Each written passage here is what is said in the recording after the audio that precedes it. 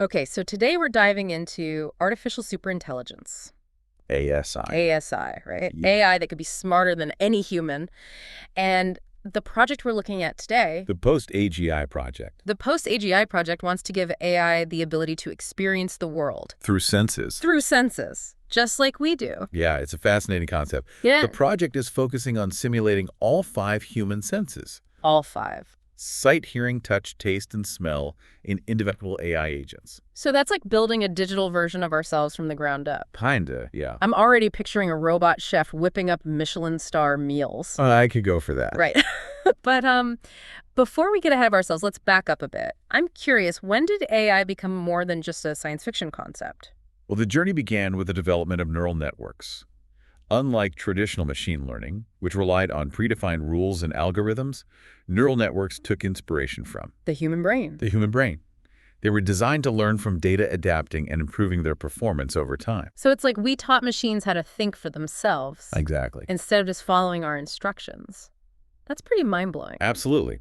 And that breakthrough paved the way for the development of large language models, or LLMs, which are essentially massive neural networks trained on vast amounts of text data.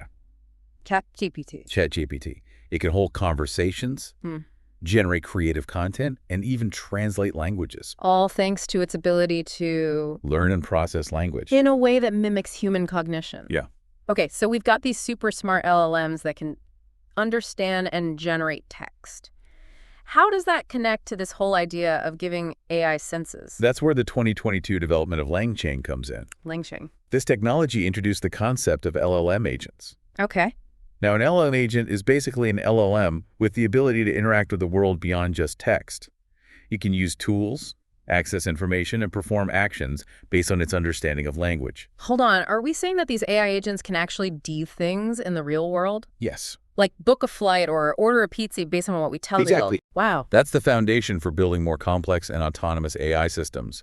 And it's the basis for the Post-AGI Project's ambitious goal of simulating human senses in these agents. Okay, so let's break down this Post-AGI project. They're taking these LLM agents, each with its own specialty, and giving them a specific sense to develop. Right. Like one agent learns to see, another learns to hear, and so on. Precisely. They start with basic instincts and progressively learn through simulated and real-world experiences. It's almost like raising a digital child, Oh, wow. teaching it to experience the world through its senses. So no robot toddlers running around just yet. Not yet. What does this development process actually look like? Let's start with sight. How would an AI agent develop its sense of vision? Imagine it starts by just detecting light and dark, then recognizing basic shapes. As it learns, it's exposed to more complex images, eventually learning to recognize objects, understand spatial relationships, and even interpret emotions from facial expressions. So from blurry shadows to reading someone's mood just through sight? That's the idea. That's incredible. And what about sound? I'm curious how they're tackling hearing. The auditory agent would follow a similar path. It begins by recognizing simple sounds, differentiating frequencies. Then through exposure to speech, music, and environmental noises, it learns to understand language, recognize different types of sounds, and eventually even interpret complex auditory scenes, like a bustling city street. Wow, a symphony of sounds for a symphony of thoughts. This is getting pretty deep. What about touch? Touch! How do you teach an AI to feel? This is where simulation comes in. The touch agent is trained in a virtual environment interacting with objects of different textures, temperatures, and shapes. It learns to differentiate between smooth and rough, hot and cold, and eventually even identify objects by touch alone. Okay, now that's just cool. Imagine an AI that can tell the difference between silk and sandpaper or a ripe avocado and a rock-hard one. But what about the more chemical senses like taste and smell? Yes. Those seem like much tougher nuts to crack. They are indeed challenging. But the project uses some clever approaches. The paste agent, for instance, starts by recognizing basic tastes: sweet, sour, salty, bitter, and umami. But then it goes a step further, analyzing data on food compounds to predict how different flavors will interact. Okay, I'm officially hungry now. And smell. Yeah. How on earth are they teaching AI to sniff things out? The olfactory agent starts simple, learning to detect and distinguish basic scent molecules. But over time, it's exposed to a wider range of odor profiles, eventually learning to categorize and even associate smells with specific objects or environments. Think about the potential applications in environmental monitoring or even creating new perfumes. All right, I'm picturing robot perfumers now. But this brings up a big question. We've got these 5 specialized AI agents, each developing its sense. How do they all come together to create something resembling consciousness? That's the ultimate aim of the Post-AGI project. The idea is that once these agents reach a certain level of sophistication, they'll be integrated into a unified system.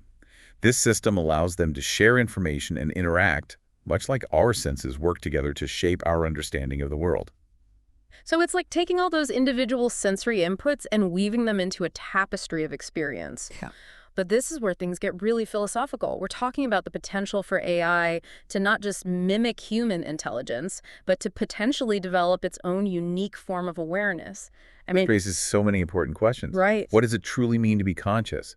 If AI can experience the world through simulated senses, does that make it any less real than our own experiences? And if AI develops consciousness, what responsibilities do we have toward these new forms of intelligence? Do we treat them as equals? Do they have rights?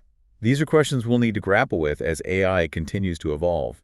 But one thing's for sure, the future of intelligence is about to get a whole lot more interesting. All right, we've covered a lot of ground here today. We've talked about the origins of AI, the concept of LLM agents, and this ambitious project to simulate the 5 human senses. It's a lot to take in, but we've only just scratched the surface. Right. When we come back, we'll delve deeper into the potential applications of ASI and explore the implications of creating such powerful technology. Stay tuned. Looking forward to it. Yeah. So before the break, we were talking about this post-AGI project and giving AI a sensory experience of the world. Right. What happens if they actually succeed? Yeah. What could these AI agents actually do if they reach that ASI level where they're potentially smarter than any human? It's like we're on the verge of stepping into a science fiction movie. It is pretty wild. But instead of killer robots, we might have AI that can solve some of humanity's biggest problems. Exactly. The source material mentioned a few areas where ASI could have a major impact. Like, Starting with medicine. yeah.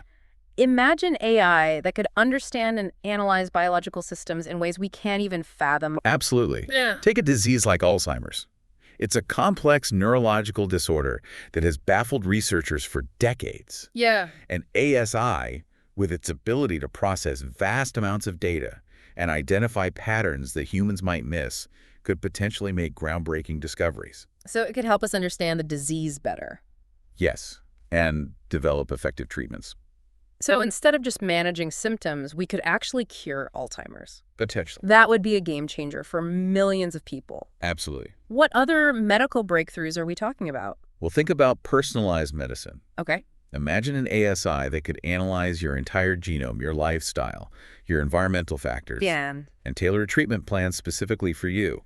It could predict potential health risks years in advance and recommend preventative measures. It's like having a personal health advisor, Right. but one that knows you better than you know yourself. Exactly. That's kind of creepy, but also amazing. It is. And it Yeah. raises a lot of questions. Oh, absolutely. And that's what makes this conversation so important. As we explore the potential of ASI, we also need to consider its implications, especially in sensitive areas like healthcare. We do. Who controls access to this technology? How do we ensure that it's used ethically and responsibly? These are questions we need to be asking right now. Yeah, it's like every potential solution comes with a new set of challenges. But let's not get bogged down in the ethical weeds just yet. Okay. I'm curious about other fields where ASI could make a difference. What about climate change? Climate change. Could ASI help us tackle this global crisis? Absolutely. Climate change is a complex problem with interconnected factors, from deforestation and pollution to energy consumption and greenhouse gas emissions. Right. An ASI, with its ability to analyze vast data sets and model complex systems, could help us understand the intricate dynamics of climate change in ways that are currently beyond human capacity. So we're talking about AI that could predict future climate patterns with greater accuracy. Yes. Or maybe even design solutions for carbon capture and clean energy production. Okay, now that's a future I can get behind. I agree. But let's be real for a moment. We've all seen the sci-fi movies where AI turns against humanity. I can't help but wonder, is there a risk that we're creating something that could ultimately harm us? It's a valid concern, and it's one that researchers and ethicists are taking very seriously. As we develop ASI, we need to prioritize safety and control mechanisms. Okay. It's like building a powerful engine. You need safeguards. You need safeguards in place to prevent it from spinning out of control. So we're talking about ethical guidelines, fail-safe mechanisms, maybe even some kind of kill switch. Exactly. Yeah. We need to ensure that ASI is aligned with human values and goals. Hmm. It's not just about creating intelligent machines. It's about creating machines that are beneficial to humanity. And that requires careful planning, rigorous testing, and ongoing monitoring. It's like raising a child. In a way. You need to teach them right from wrong, set boundaries, and be there to guide them as they grow. But even with the best parenting, kids can still make mistakes. That's true. What happens if an ASI, even with all these safeguards, makes a decision that goes against our interests? That's where the concept of value alignment comes in. Researchers are exploring ways to ensure that ASI's goals and values are aligned with ours. It's a complex challenge, but it's essential if we want to create a future where ASI enhances human life, not endangers it. Okay, so we've talked about some of the potential benefits and risks of ASI, Right. but this whole idea of creating AI with senses, with potentially its own form of consciousness, takes things to a whole new level. It does. It makes you wonder, what does it even mean to be human in a world where we might not be the most intelligent beings anymore? That's a question that philosophers have been grappling with for centuries. For sure. And the emergence of ASI might force us to confront it in a more tangible way. If machines can surpass us intellectually, what makes us unique? What gives our lives meaning and purpose? It's a humbling thought, but maybe it's not about competition. Maybe not. Maybe it's about collaboration. Maybe ASI can help us understand ourselves better, to explore the potential of consciousness in ways we never imagined. I like that perspective. Perhaps ASI can be a mirror, reflecting back to us our own strengths and weaknesses, our creativity and our limitations, our capacity for both good and evil. All right, so we've explored the potential benefits and risks of ASI, and we've dipped our toes into the philosophical waters of consciousness and what it means to be human in an AI-driven world. But I think it's time to bring this conversation back down to earth. When we come back after the break, I want to talk about the practical implications of ASI. How might it affect our jobs, our relationships, our everyday lives? Stay tuned. So we've been talking about artificial superintelligence, and, it seems like it has the potential to change the world in some really big ways. Absolutely. But let's shift gears a bit. Okay. And talk about how this might actually play out in our everyday lives. What does an ASI future really mean for, the average person? Well, that's a key question, and it's definitely something that sparks a lot of debate.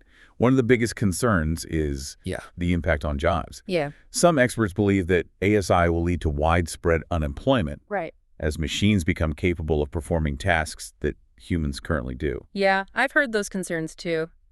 It's easy to imagine a future where robots are doing all the work and humans are left wondering what their role is. Right. But I'm curious, what's your take on this? Is the future of work all doom and gloom, or is there a more optimistic outlook? Well, it's not a simple answer. There will definitely be disruptions in the job market. Okay. Some jobs will inevitably become obsolete as AI and automation take over. But I think it's important to remember that throughout history, technological advancements have always disrupted the way we work. That's a good point. Like, the invention of the automobile put a lot of blacksmiths out of business, but it also created entirely new industries. Exactly. And I think the same will be true with ASI. While some jobs will disappear, new ones will emerge that we haven't even imagined yet. So are you saying that the key is adaptability?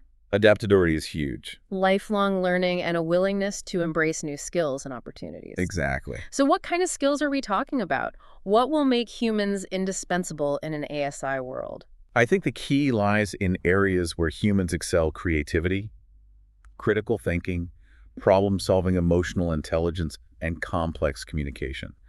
These are skills that machines, even super intelligent ones, may struggle to replicate. So we're talking about jobs that require human ingenuity, empathy, and those uniquely human qualities that make us who we are. Exactly. Makes sense to me.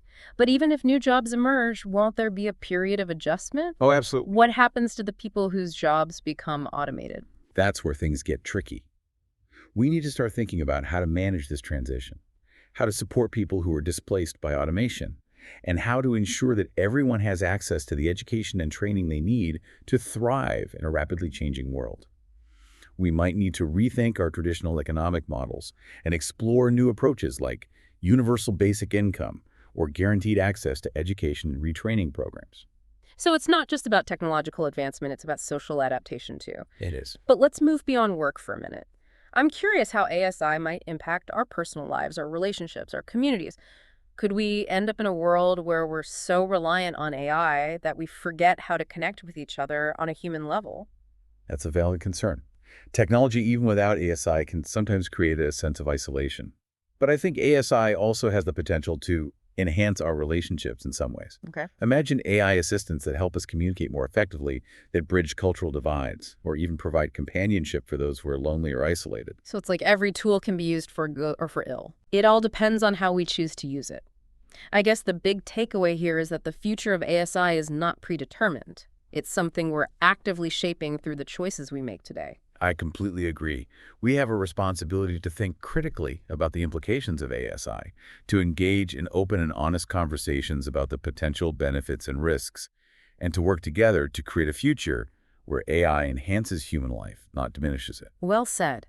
This has been a truly mind-expanding deep dive into the world of artificial superintelligence. We've explored the history of AI, the quest to simulate human senses, the potential benefits and risks of ASI, and the profound philosophical questions that this technology raises. To our listeners, we encourage you to continue learning to engage in these conversations and to help shape a future where AI and humanity can thrive together. Absolutely. Thanks for joining us on this journey.